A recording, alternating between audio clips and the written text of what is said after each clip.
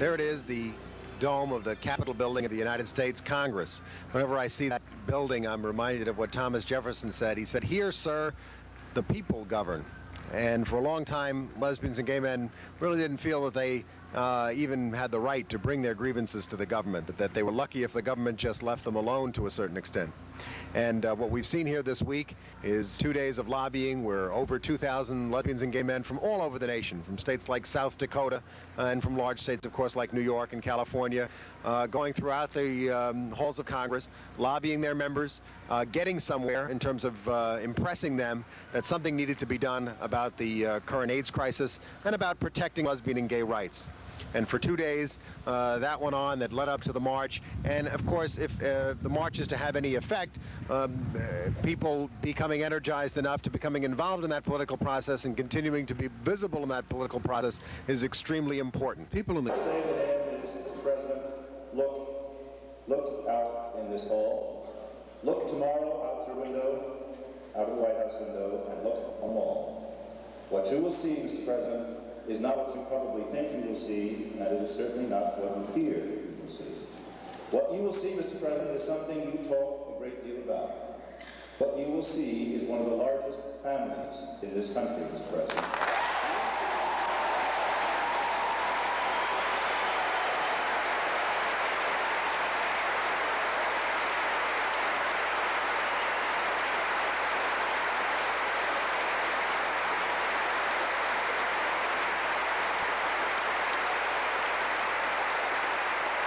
President, you will see a family in the truest sense of the word. Because one of the tests of a family is a crisis.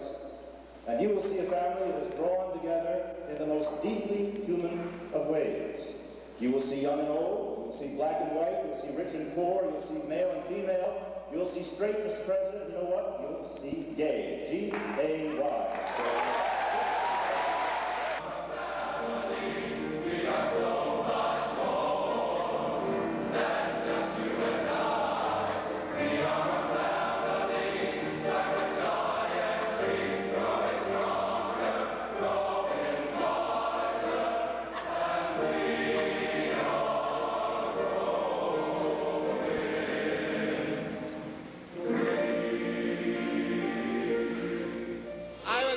Think how nice it was to have a chance to reconfirm how much we love each other.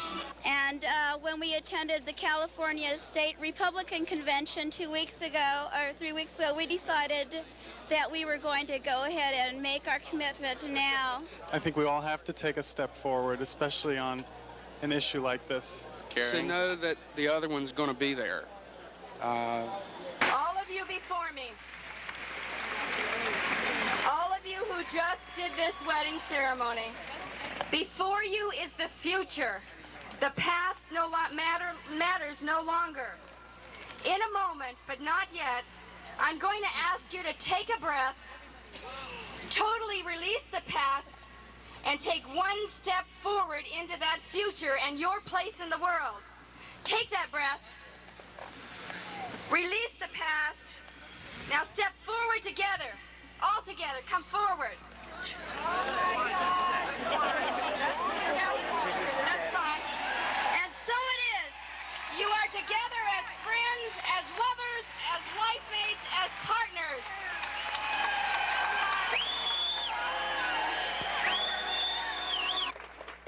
When Harvey stood up at the Gay Freedom Day Parade in San Francisco and challenged us to come to Washington for the first march, he had wanted that march to take place on July the 4th. That was important to him because he wanted us to associate ourselves in a powerful way with the symbols of this country. He wanted America to know that wherever they found anything beautiful and anything important, and most of all, anything American, that lesbians and gay men were going to be there. We were going to be there on the cable cars. We were going to be there at the Empire State Building. We were going to be there at the Alamo. We were going to be there wherever America was, because it is dangerous and wrong and denial of our country to define America in any way at any point without seeing a lesbian and gay presence in every part of America's life.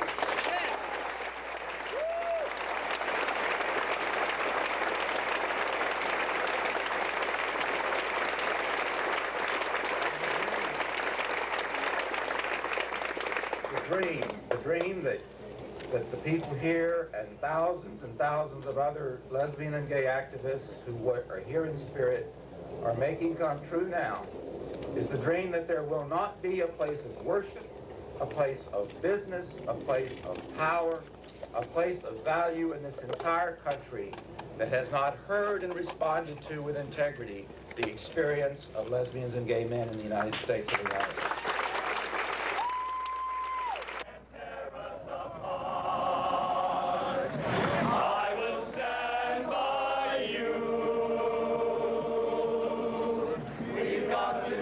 Why is it historically significant to one who is not gay? Well, if you think about it, I mean, the March for Civil Rights, the Martin Luther King thing back then, March on Washington, it seemed pretty radical at the time and pretty ridiculous that now it seems ridiculous that there ever had to be an event in the first place.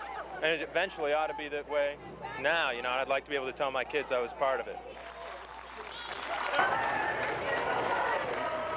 I'm Jerry Hutton from Harpers Ferry, West Virginia. I'm with the Washington Gay Fathers Group. Okay. And what is the Fathers Group? Well, actually, we're part of the Gay and Lesbian Parents Coalition International. We have about 5,000 members throughout the United States, Canada, and we've even got a group in Australia. We are a support organization for gay parents who are coming out to help them deal with their parents, help them deal with their children, help them deal with the community, to educate the community as well as to the fact that, as we are saying here, 2, 4, 6, 8, not all parents are straight. We're lesbians, and we believe that we should get out there and make everybody else know that how many lesbians there are here. And lesbians, you know, lesbians and gay men need to have a show of numbers. Are you impressed with the number of women here today? There's a lot more men than there are women, but we're happy that we're here.